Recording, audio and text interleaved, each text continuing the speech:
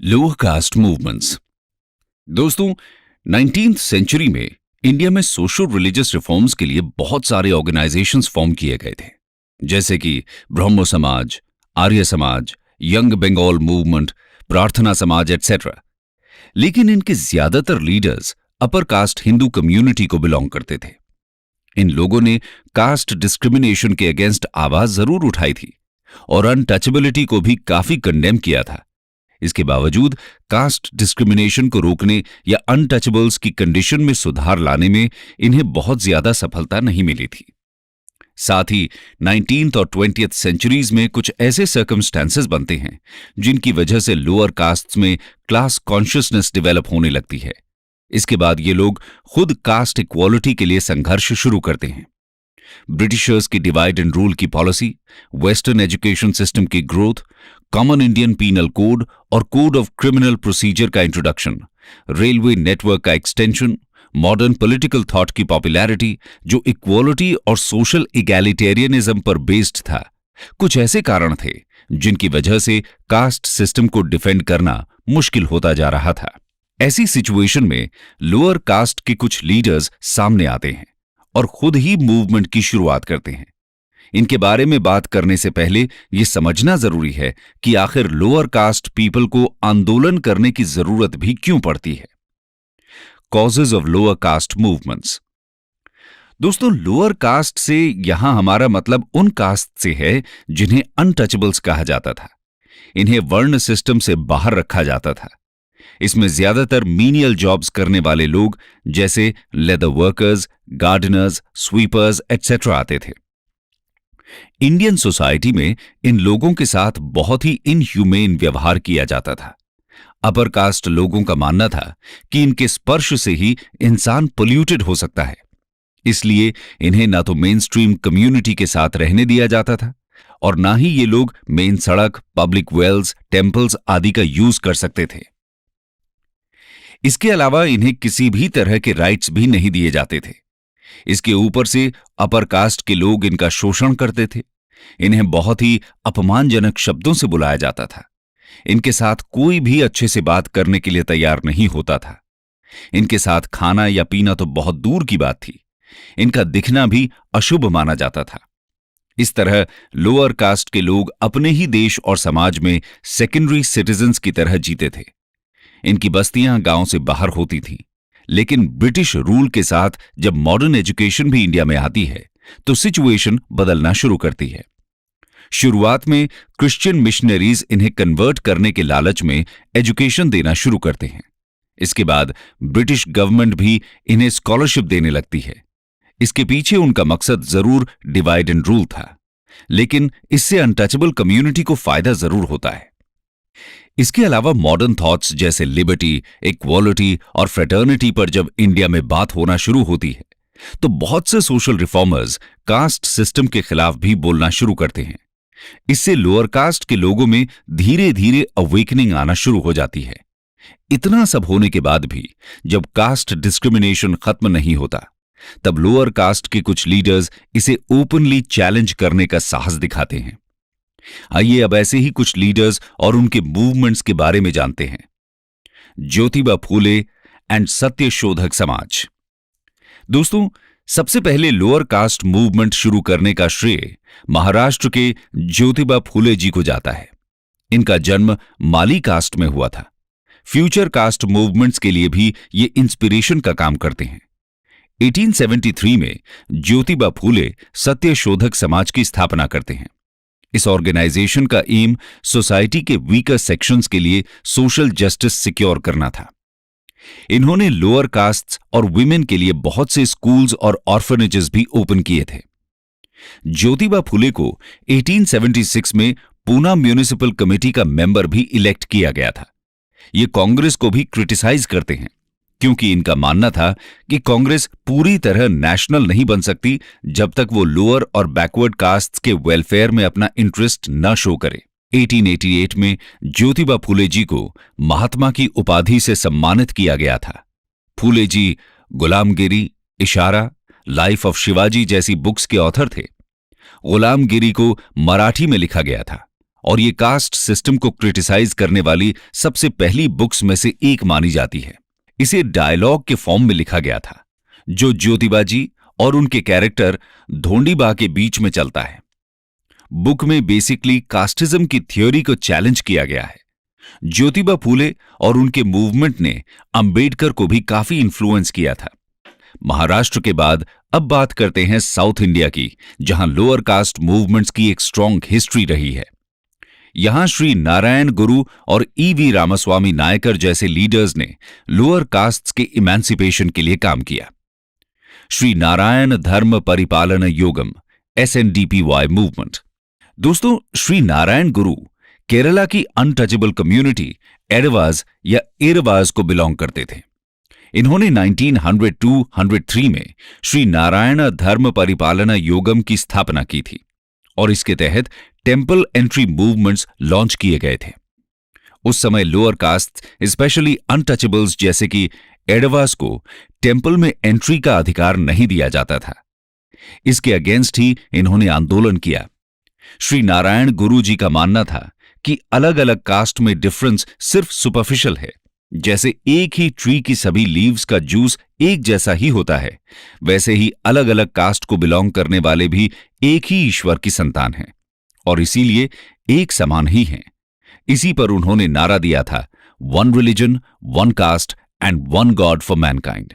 नारायण गुरु और उनके साथियों ने एरवाज के अपलिफ्टमेंट के लिए 2 पॉइंट प्रोग्राम लॉन्च किया था। इसमें पहला पॉइंट यह था कि ये अपनी कास्ट से नीचे की कास्ट्स के प्रति अनटचेबिलिटी की प्रैक्टिस को छोड़ देंगे और दूसरे पॉइंट के तहत नारायण गुरु बहुत से टेम्पल्स बनाते हैं जो सभी कास्ट्स के लिए ओपन रखे जाते हैं। इसके साथ ही वो मैरिज, वर्शिप और फ्यूनरल से रिलेटेड रिचुअल्स को भी सिंपल बनाते हैं।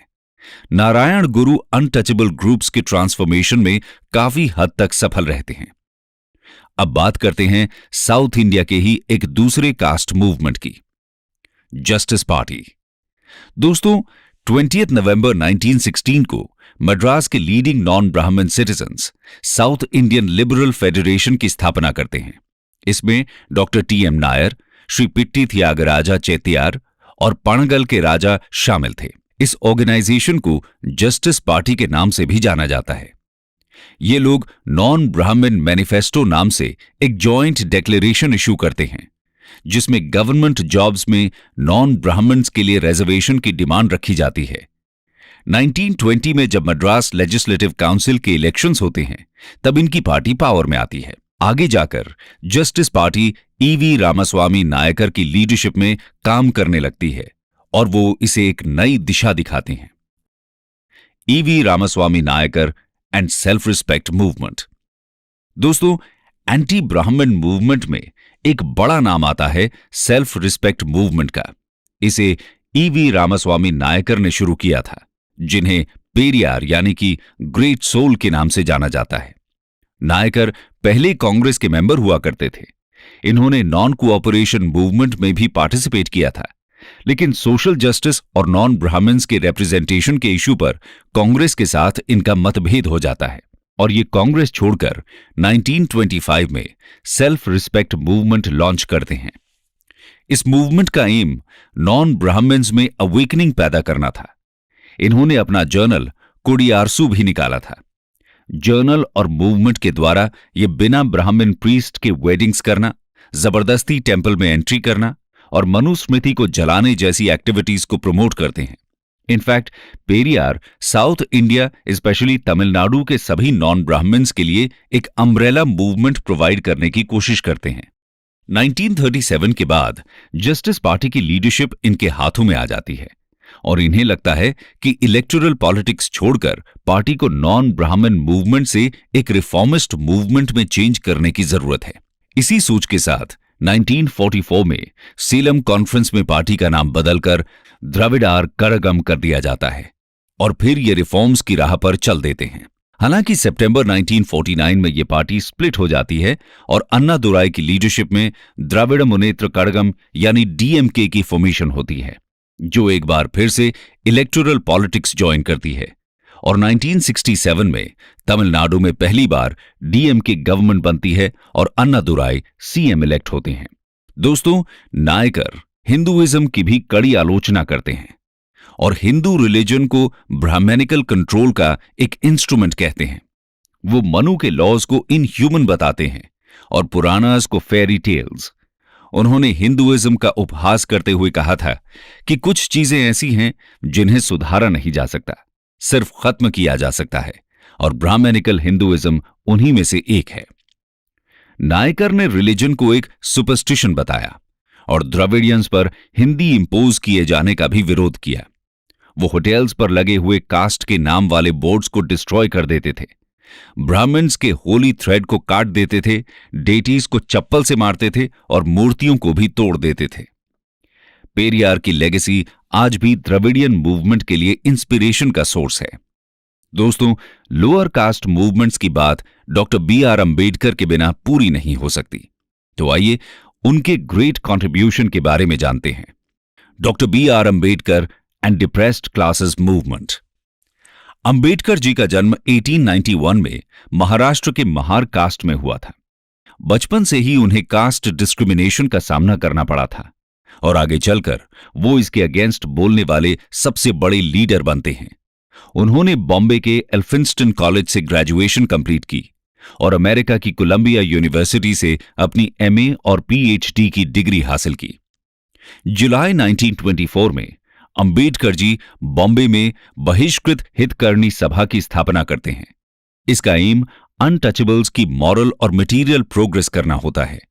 वो एजिटेशन का भी रास्ता अपनाते हैं और दिसंबर 1927 में अनटचेबल्स के मंदिर में घुसने और पब्लिक वेल्स में से पानी लेने के राइट्स के लिए सत्याग्रह लॉन्च करते हैं। इसे महाड़ सत्याग्रह के नाम से जाना जाता है। आगे बढ़ते हुए 1930 में अंबेडकर जी नेशनल पॉलिटिक्स में एंटर करते हैं और अनटचेबल्स के लिए सेपरेट इलेक्टोरेट्स की डिमांड करते हैं। वो ब्रिटिशर्स द्वारा ऑर्गेनाइज्ड तीनों राउंड टेबल कॉन्फ्रेंसेस में पार्टिसिपेट करते हैं। 1932 में ब्रिटिश PM द्वारा अनाउंस्ड कम्युनल अवार्ड में अंबेडकर जी की सेपरेट इलेक्टोरेट की डिमांड एक्सेप्ट कर ली जाती है, लेकिन गांधी जी द्वारा इसका विरोध करने और भूख हड़ताल शुरू करने पर अंबेडकर जी कॉम्प्रोमाइज करने के लिए तैयार होते हैं और उनके और गांधी जी के बीच पूना पैक्ट साइन होता है, जिसके अकॉर्डिंग सेपरेट इलेक्टोरेट की डिमांड वापस ले ली जाती है और उसकी जगह जनरल कंस्टिट्यूएंसीज में शेड्यूल्ड कास्ट्स को रिजर्वेशन दिया जाता है। अप्रैल 1942 में ऑल इंडिया पार्टी के रूप में Ambedkar ji scheduled caste federation form करते हैं। कांग्रेस पार्टी द्वारा उन्हें कंस्टिट्यूएंट असेंबली का मेंबर बनाया जाता है और फिर हमारे कॉन्स्टिट्यूशन की ड्राफ्टिंग कमेटी का हेड बनकर अंबेडकर जी अपना अनमोल योगदान देते हैं। उनके प्रयासों से इंडिया को ऐसा कॉन्स्टिट्यूशन मिलता है जिसमें अनटचेबिलिटी को अबॉलिश कर दिया जाता है और जो फंडामेंटल राइट्स और इक्वालिटी की गारंटी देता है। इंडिपेंडेंस के बाद वो गवर्नमेंट में लॉ मेंबर की तरह काम करते हैं और हिंदू कोड बिल लेकर आते हैं। हालांकि बिल को लेकर जब असेंबली में विरोध होता है तो PM नेहरू इसे वापस ले लेते हैं। इस बात से नाराज होकर अंबेडकर जी कैबिनेट से रिजाइन कर देते हैं।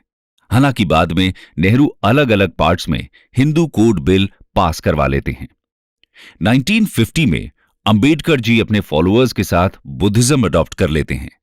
यह उनका तरीका था हिंदू कास्ट सिस्टम को अपोज करने का। उनके अनुसार क्योंकि हिंदू रिलीजन और उसका कास्ट सिस्टम अनटचेबल्स को इक्वल राइट्स देने के लिए तैयार नहीं है, इसलिए अनटचेबल्स के पास हिंदुइज्म को छोड़ने के अलावा और कोई ऑप्शन नहीं रहता है।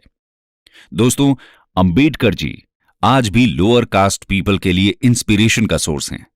उनके विचार और आइडियोलॉजी आज भी देश के युवाओं को प्रेरणा देती हैं।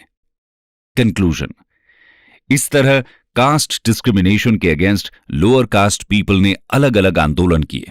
अपने साथ हो रहे इनह्यूमेन बिहेवियर को चैलेंज करने का इन्होंने साहस दिखाया। इन्हीं के प्रयासों का नतीजा था कि लोअर कास्ट पीपल अपने अधिकारों के प्रति सजग हुए।